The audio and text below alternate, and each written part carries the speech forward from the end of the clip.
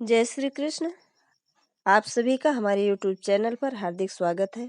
आज की इस वीडियो में मैं आप सभी को सुनाऊंगी माघ मास महात्म के 26वें अध्याय की कथा।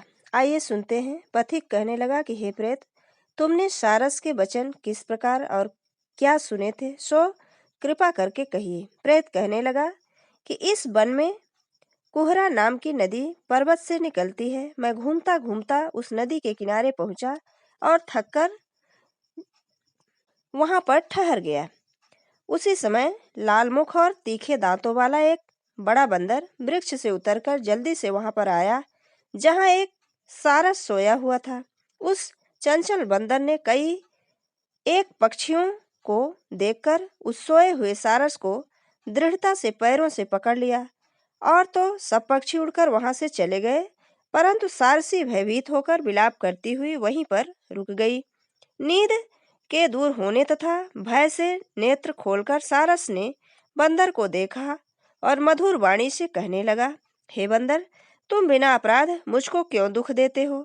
इस संसार में राजा भी केवल अपराधियों को ही दंड देता है।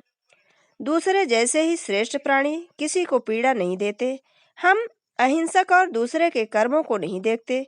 जल की काई खाने वाले, आकाश में उड़ने वाले, वन में रहने वाले, अपनी स्त्री से प्रेम करने वाले, दूसरों की स्त्री को त्यागने वाले, दूसरों की बुराई से दूर रहने वाले, चोरी न करने वाले, बुरों की संगति से वर्जित, किसी को कष्ट न देने वाले, सो इस प्रकार मुझ निरपराधी को हे बंदर छोड़ दो।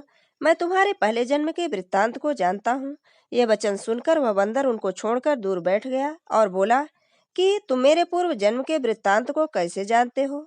तुम अज्ञानी पक्षी हो और मैं वन में घूमने वाला हूँ। सारस कहने लगा कि मैं अपनी जात की स्मृति के बल से तुम्हारे पूर्व जन्म का सब वृत्तांत जानता हूँ। तुम पूर्व जन्म में विंध्य पर्वत के राजा थे और मैं तुम्हारे कुल का पूजनीय पुरोहित था। तुम राजा होकर अपनी प्रजा को पीड़ा दिया करते थे। विवेकहीन तुमने बहुत सा धन इकट्ठा किया। सो बानर, प्रजा की पीड़ा रूपी अग्नि की ज्वाला से तुम पहले ही तप चुके हो। पहले तुम कुंभी पाक नरक में गिराए गए। तुम्हारे शरीर को नरक में 3000 वर्ष बीत गए। फिर नरक से निकलकर बचे हुए पापों के कारण इस बंदर की योनि में आए हो और मुझको मारना चाहते हो। पूर्व जन्म में तुमने ब्राह्मण के बाग में लूटकर बलपूर्वक फल खाए। उसका यह भयंकर फल हुआ कि तुम बानर और वनवासी हुए। प्राणी अवश्यमेव अपने किए हुए कर्मों को ही भोगता है। इसको देवता भी नहीं टाल सकते। इस प्रकार मैं सारस का जन्म लेकर भी अज्ञान से मोहित नहीं हुआ। इतनी कथा कहकर बानर कहने लगा कि यदि ठीक ही जानते हो तो बताओ, तुम पक्षी कैसे हुए? सारस कहने लगा कि मेरी दुर्गति का कारण भी सुनो। तुमने नर्मदा नदी के किनारे पर सूर्य ग्रहण के समय बहुत से ब्राह्मणों के निमित्त 100 ढेर अन्न के दान किए।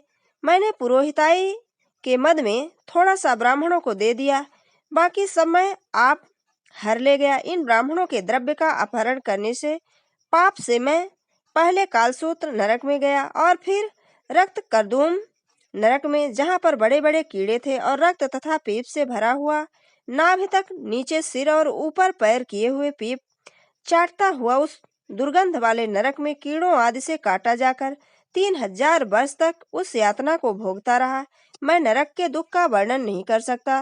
फिर भी नरक की यातना से मुक्त होकर यह सारस का जन्म पाया, क्योंकि पूर्व जन्म में अपनी बहन के घर से कांसे का बर्तन चुराया था। इसको मैंने एक जुआरी को दे दिया। इसी से मैं राक्षस योनि में आया। यह मेरी स्त्री पिछले जन्म में ब्राह्मणी थी। इसने भी कांसे की चोरी की थी। इसी से यह मेरी स्त्री और सारसी हुई। यह सब मैंने तुमसे कर्म फल कहा। अब भविष्य की बात भी सुनो। अब मैं तुम और यह मेरी स्त्री भी हंस होंगे, कामरूप देश में सुख में निवास करेंगे। फिर इसके पश्चात गौर योनि में और फिर जाकर दुर्लभ मनुष्य योनि को प्राप्त होंगे।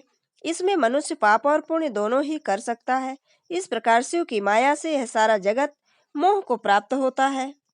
न केवल हम ही परंतु इस संसार के सभी जीव प्रकृति मार्ग में फंसकर अच्छे और बुरे कर्म करते हैं और उनका फल भोगते हैं। इसलिए सब प्राणियों को धर्म का सेवन करना चाहिए। देवता, असुर, मनुष्य, व्याघ, कीड़े मकोड़े सभी से कंटक रूपी मार्ग नहीं छूटता। केवल वेदांत जानने वाले योगी ही इस मार्ग से बच सकते हैं। इसी कारण बड़े बड़े महात्मा भी कर्म फल को टाल नहीं सकते। उपाय से तथा बुद्धि से कोई भी इसको नहीं बदल सकता। तुम पहले राजा थे, फिर नरक में गए, अब बंदर की योनि में वन में फिर रहे हो और फिर भी ऐसा ही जन्म पाओगे। ऐसा विचार कर आनंद पूर्वक और धैर्य धर कर विचरते हुए काल की प्रतीक्षा करो। तब तक बानर ने कहा कि पहले जन्म में मैं तुम्हारी पूजा करता था, अब तुम मुझको प्रणाम करते हो। तुम जात के स्मरण से मेरे पूर्व जन्म के वृत्तांत को जानते हो। आनंद पूर्वक रहो, तुम्हारा कल्याण हो। तुम्हारे वचनों को सुनकर मैं मोह रहित होकर वन में विचरूंगा। प्रेत कहने लगा कि हे पवित्र पथिक, मैंने नदी के तट पर बंदर और सारस का यह संवाद सुना, तब मुझको बोध हुआ और मोह तथा शोक का नाश हो गया।